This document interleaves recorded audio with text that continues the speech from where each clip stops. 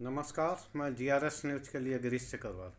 आज के इस ब्लॉग में मैं बात करूंगा भारत रत्न की और उनको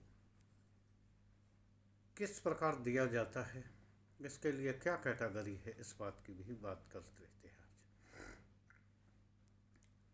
अब कुछ दिनों से ये देखा जा रहा है, जब ये भारत रत्न पहले भी ये आलोचना की वस्तु रही है कि अपने लोगों को भारत रत्न दिया जाता, केंद्र सरकार की संस्कृति पर ये सब होता है। अभी हाल में ही भारत रत्न बिहार के प्रख्यात समाजवादी नेता कर्पूरी ठाकुर को दिया गया। हालांकि जब कर्पूरी ठाकुर जिंदा थे तो यही राष्ट्रीय स्वयंसेवक संघ के लोग, भारतीय जनता पार्टी के लोग, उस समय ये जनसंघ हुआ करती थी, तब उनकी बहुत आलोचना करते थे। लेकिन सामाजिक न्याय की मजबूती और वोटों का जुगाड़ करने की खातिर और सबसे ज़्यादा नीतीश को साधने की खातिर किस प्रकार कर्पूरी ठाकुर को भारत रत्न दिया गया। लेकिन सबसे ज़्यादा चौंकाने वाला बात तब आई जब प्रधानमंत्री वेटिंग रहे और मोदी के राजनीतिक गुरु लाल कृष्ण आडवाणी को भी भारत रत्न दे दिया गया। लाल कृष्ण आडवाणी की भारतीय जनता पार्टी को बढ़ाने में महती भूमिका रही है, इस बात से कोई इनकार नहीं करेगा। लेकिन जिस तरह उन्हीं के चेले आज के प्रधानमंत्री नरेंद्र मोदी ने उन्हें मार्गदर्शक मंडल में डालकर उनकी राजनीति को ख़त्म किया, यहाँ तक कि जिस आंदोलन, राम जन्मभूमि के आंदोलन के सहारे पार्टी 2 से 181 तक पहुंची, उस व्यक्ति को राम की प्राण प्रतिष्ठा कार्यक्रम में भी बुलाना उचित नहीं हुआ। जब आलोचना हुई तब उसको इन शर्त के साथ निमंत्रण दिया गया कि निमंत्रण तो हम आपको दे रहे हैं, लेकिन आइएगा नहीं। आज क्या ज़रूरत पड़ी आखिर उन्हीं आडवाणी को मार्गदर्शक मंडल से झाड़ पोंछ कर निकाल कर भारत रत्न दिया गया। क्या यहाँ ये प्रश्न उठता है कि क्या प्रधानमंत्री ने भारत रत्न को लेकर कई निशाने साधे हैं? क्योंकि आप सभी लोग जानते हैं कि कर्पूरी ठाकुर को भारत रत्न देने से तमाम राष्ट्रीय स्वयंसेवक संघ के लोग और भारतीय जनता पार्टी की खासकर बड़ी जातियां नाराज हुई थी, क्योंकि उन्होंने जब आरक्षण दिया था कर्पूरी ठाकुर ने, तब यही आरएसएस के लोग और भारतीय जनता पार्टी या ये जनसंघ के लोग उनकी व्यक्तिगत आलोचना करने से नहीं हटे थे। यहाँ तक कि मैं यहाँ पर अपने वीडियो में उस बात की जिक्र भी नहीं कर सकता, उनकी माँ तक को बीच में घसीट कर लाया गया था जब उन्होंने पिछड़ी और वंचित जातियों को 26% आरक्षण देने का फैसला किया। आखिर क्या मजबूरी रही उसमें? सिर्फ अब तो बात ये खुलकर साफ आ गई है कि लोकसभा चुनाव इंडिया गठबंधन के बाद काफ़ी कांटे का हो गया था और एनडीए के सामने तमाम चुनौतियां खड़ी हो गई थी, खासकर बिहार में। तो नीतीश कुमार को भी लाना था अपने पाले में, और नीतीश कुमार को पाले में लाने की केवल एक ही राय बचती थी कि सामाजिक परोधा, जिसको लेकर नीतीश ने न्याय यात्रा भी निकाली, तो उनके जन्मदिन के अवसर पर उनको भारत रत्न दिया गया। तो उसको लेकर मैंने पहले ही बताया आपको कि जनसंघ और ये काफ़ी नाराज़ थी। मातृ संगठन उनका आरएसएस, उनको ही खाई को पाटने के लिए संभवतः आडवाणी जी को भारत रत्न दिया गया। वो आडवाणी जी जिनको कि एक स्टेट का राज्यपाल बनाना भी जिस मोदी ने गवारा नहीं किया आज भारत रत्न देने पर उतारू क्यों। आप सभी लोग जानते हैं कि भले ही भारतीय जनता पार्टी 400 पार का नारा लगा रही हो, लेकिन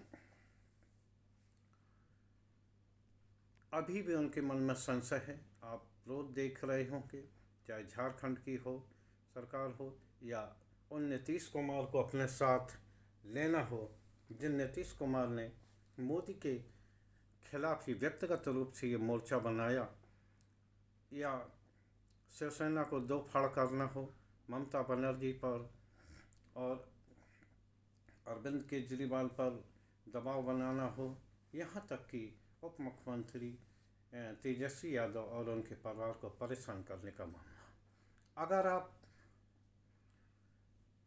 400 पार या अपनी नीतियों के कारण जब आपको ये तय है कि आपको ये सीटें मिलेंगी, तो आखिर आप इस तरह के कदम क्यों उठा रहे हैं। निश्चित तौर पर भले ही चाहे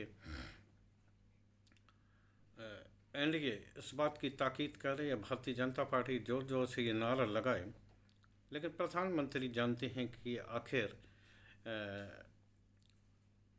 जो ग्राउंड पर है वो पार्टी की स्थिति क्या है, क्योंकि हिंदी पट्टी में जो मिलना था वो उतना शीर्ष मिल चुका। अब नई जगह है जहाँ पे दक्षिण में भारतीय जनता पार्टी काफ़ी कमज़ोर है, और अन्य जगह भी छोटे छोटे स्टेट हैं जहाँ की इतना वो स्पेस नहीं है कि जहाँ भारतीय जनता पार्टी कुछ कर सके। तो लिहाजा उनको क्षेत्रीय छत्रपों पर और पुराने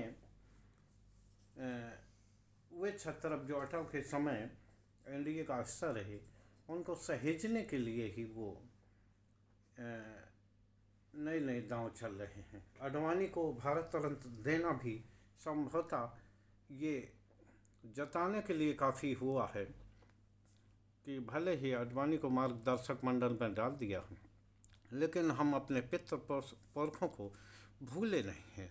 निश्चित तौर पर आडवाणी को भारत रत्न देने से वे हिंदुत्व की वे कट्टर शक्तियाँ जिनका प्रतीक माना जाता था लाल कृष्ण आडवाणी को, और उनका ही एक अवतार जो अभी इस समय प्रधानमंत्री नरेंद्र मोदी हैं, उनकी भी एक हिंदुत्व के प्रति कट्टर छवि है। निश्चित तौर पर उस आरएसएस को साधने और कट्टर भारतीय जनता पार्टी के सदस्यों को शोधने के लिए ही आडवाणी को संभवतः भारत रत्न दिया गया है। निश्चित तौर पर ये प्रधानमंत्री की कोई चाल हो सकती है या कोई नीति हो सकती है, लेकिन ये एक प्रकार का संदेश भी देती है कि आगामी लोकसभा चुनाव में सामाजिक न्याय यानी कर्पूरी ठाकुर के साथ साथ कट्टर हिंदुत्व को भी साधा जाएगा, जिसकी झलक आप लोगों ने बजट में भी देखी होगी। देश की वित्त मंत्री ने बजट के बाद भी जिस प्रकार राम मंदिर का जिक्र किया, राष्ट्रपति ने राम मंदिर का जिक्र किया, उससे ये बात स्पष्ट हुई कि सामाजिक न्याय के साथ साथ भारतीय जनता पार्टी कट्टर हिंदुत्व की ओर ही बढ़ेगी। निश्चित तौर पर ये आडवाणी का एहसान पठाना भी हो सकता है उनको भारत रत्न। आप सभी लोग जानते हैं, सभी लोगों को ये जानकारी है कि 2002 में देश के तत्कालीन प्रधानमंत्री अटल बिहारी वाजपेयी गुजरात दंगों के बाद तत्कालीन मुख्यमंत्री नरेंद्र मोदी का इस्तीफा चाहते थे, लेकिन यही आडवाणी थे जिन्होंने कि नरेंद्र मोदी को इस झंझट से उबारा था और उनका इस्तीफा नहीं होने दिया था। उस समय भारतीय जनता पार्टी में आंतरिक लोकतंत्र था, लेकिन आप सभी लोग जानते हैं आजकल पूरी पार्टी दो लोगों की इर्द गिर्द समझ गई है।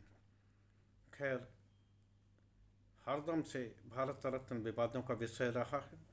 आरोप लगते रहे हैं कि केंद्र सरकार एक योजना के तहत भारत रत्न देती रही है। सभी सरकारों ने इसे अपने अपने अनुसार व्याख्यात किया और अपने अनुसार ही भारत रत्न बांटे, लेकिन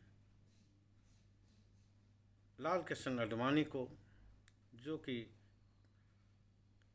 कट्टर हिंदुत्व के प्रखर योद्धा रहे हैं, निश्चित तौर पर उनको भारत रत्न देना ये दर्शाता है कि अब भारतीय जनता पार्टी उसी राह पर चलने का फैसला कर चुकी है। सामाजिक न्याय के जरिए चूँकि कर्पूरी ठाकुर को ये दिया ही जा चुका है, खुद प्रधानमंत्री पिछड़े वर्ग से खुद को बताते हैं, अपने मंत्रियों की संख्या कितने पिछड़े कितने दलित वो गिनवा ही देते हैं। तो सामाजिक न्याय के साथ साथ प्रखर हिंदुत्व की ओर बढ़ेगी। आज के ब्लॉग में बस इतना ही। जय हिंद, जय भारत।